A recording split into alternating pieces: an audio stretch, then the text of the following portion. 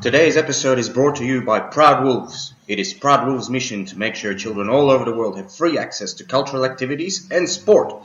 Proud Wolves helps organizations to change their income models and stops them relying on membership fees for children. Find Proud Wolves on Facebook for more information. Now, get ready for your All-NBA Team of the Week.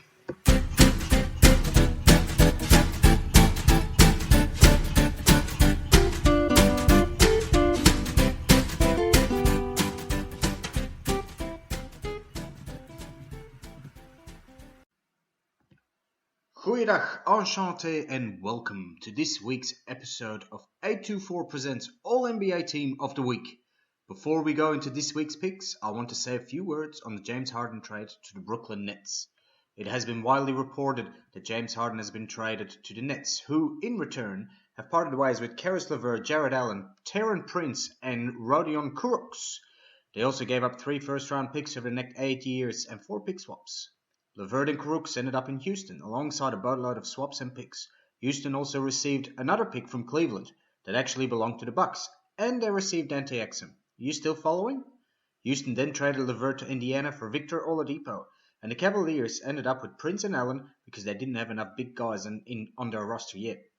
There are a few second-round picks floating around as well, but I don't have enough time to touch on every detail of this trade. My first reaction when I heard of the trade was surprise. More than anything else. Nobody seemed to benefit from this trade, but after a few days of reading and listening, I'm starting to see it differently. Everyone gets better, not at least the players involved. Harden gets what he wants, and the Nets have their championship contender team. The Rockets are released from their hostage situation and have 2 nice pieces with Oladipo and Exum they can try and fit, or they can try and flip it for something better in the future. Cleveland now holds more centers in their team alone than there are centers in the whole Western Conference. You'd think that they'll start to flip some of them sometime soon. And last but not least, Indiana has a solution now for their Oladipo problem. With LeVert, they have a similar player, but with less superstar attitude.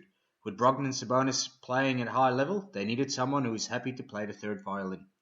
Alright, that's my take on the trade. Now, let's get into the All-NBA Team of the Week after this. Before we move on, I'd like to talk to you about 824. 824 was created by Proud Wolves with the intention to provide children with an opportunity to learn and play basketball at their own pace and completely free. 824 created different courses to improve your basketball skills that are available on the website, but our real mission is to help disadvantaged children by building and upgrading basketball courts around the world, and to give them basketball gear to play with. Come and find our website, and please buy a t-shirt to support our cause. Now back to All-NBA Team of the Week. My first pick of the week is Victor Oladipo, now part of the Houston Rockets and slowly finding his all-star form. He started the season really well, trying to reclaim his spot as a star player in the Indiana roster. He's getting 20 points a game, almost 6 rebounds and 4 assists, and these numbers are getting close to his averages during his all-star season.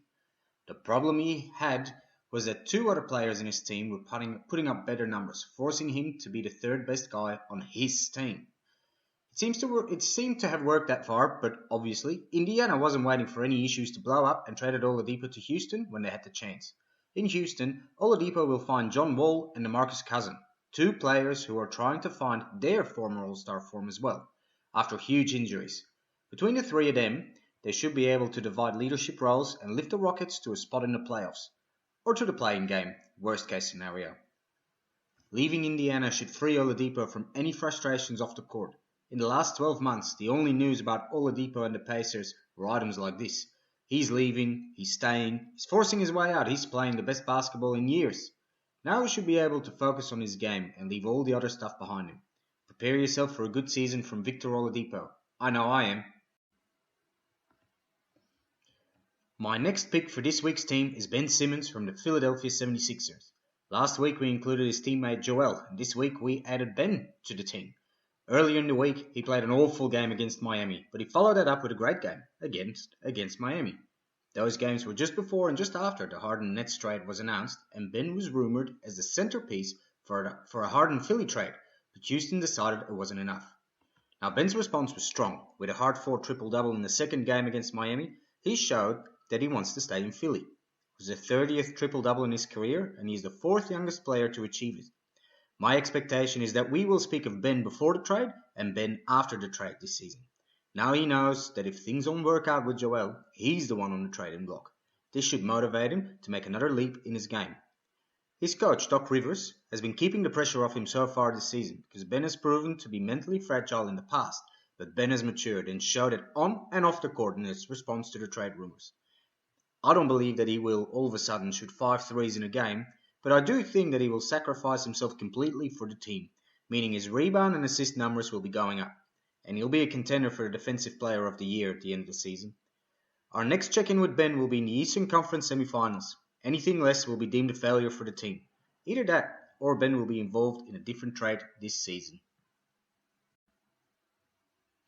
This week's third pick is Paul George, one of the big two on the LA Clippers. After their loss in the second round of the playoffs, Playoff P had to carry the brunt of the criticism. Everything seemed to have been his fault, including the rifts in the team, and his running mate Kawhi Leonard got away with most of it. PG took it personally and vowed at the start of the season that he would come back stronger than ever. And he did. He is scoring more efficiently and is more involved in team basketball. More importantly, after a few PR disasters at the start of the season, he's letting his game do the talking now. PG is known for trash talking other players on the court and on Twitter whenever he can. But after the 50-plus loss against Dallas, PG and the whole Clippers team have disappeared out of the spotlight and are concentrating on their game. Since then, the Clippers are 7-3 and are on a 3-game winning streak, fueled by PG, who's averaging 25 points, 6 rebounds, and 5 assists so far this season. They're back in second spot in the West and well on track to achieve at least the same result as last season. But no one, including Playoff P, will be happy with anything less than the NBA title. He signed a contract extension to stay a Clipper after this year, but if they don't go all the way, his buddy Kawhi could call their partnership early. Before we move on, I'd like to talk to you about A24. A24 was created by Proud Wolves with the intention to provide children with an opportunity to learn and play basketball at their own pace and completely free. A24 created different courses to improve your basketball skills that are available on the website, but our real mission is to help disadvantaged children by building and upgrading basketball courts around the world, and to give them basketball gear to play with. Come and find our website, and please buy a t-shirt to support our cause. Now back to All-NBA Team of the Week. My fourth pick this week goes to Giannis Antetokounmpo. The Greek Freak is the absolute star in Milwaukee, the reigning MVP, and he's looking for his first title in the NBA. The Bucks started the season slow, and they didn't look good in losses against the Knicks, Miami, and the Jazz. But this last week, things are finally starting to click, and the Bucks are on a 4-0 winning streak. Giannis has been leading his team with great performances, some decent shooting, and his 20th career triple-double against Detroit. Chris Middleton and Jrue Holiday are backing him up, and role players like Bobby Portis and Dante DiVincenzo are heating up when required. Giannis is not quite on his MVP winning level, but by the end of the season, he will be in that conversation again. He will need to improve on his free throw shooting. That has been abysmal so far, with an absolute low point against Dallas, when he went 1 for 10 from the line. There's only 3 other players in NBA history who shot this bad: Shaq, Andre Drummond, and Al Horford. Giannis stayed back after the game and worked on his shot. If he keeps pushing himself, he will fix this problem as well. He won't let a few free throws stand in the way of a trophy. This week's final pick goes to Nikola Jokic from the Denver Nuggets. The big man is famous for his passing, and this season, even more than before, he's dishing out some amazing dimes. Not only is his passing great, he's putting up fantastic numbers all around. In 12 games so far, he's averaging a triple-double, 24 points, 11 rebounds, and 10 assists per game. In those 12 games, he has ended with at least a double-double each time. It is actually quite a surprise that Denver is only 6-6 at the moment. This is where things are getting difficult for Denver right now. Jamal Murray is not yet playing like he was in the bubble, and Michael Porter Jr. only played the first 4 games of the season. After that, he was inactive because he tested positive for COVID-19. The front office didn't really replace Jeremy Grant after that guy signed for Detroit as a free agent, and the other role players are trying their best, but they're not quite exceeding expectation at the moment, and they really need to lift Denver that little bit. Will Barton is a good player, but he's no Bubble Murray. The thing they need in Denver at the moment is time. Luckily for now, they have plenty of time. 6-6 puts them in a shared 8th spot with 3 other teams.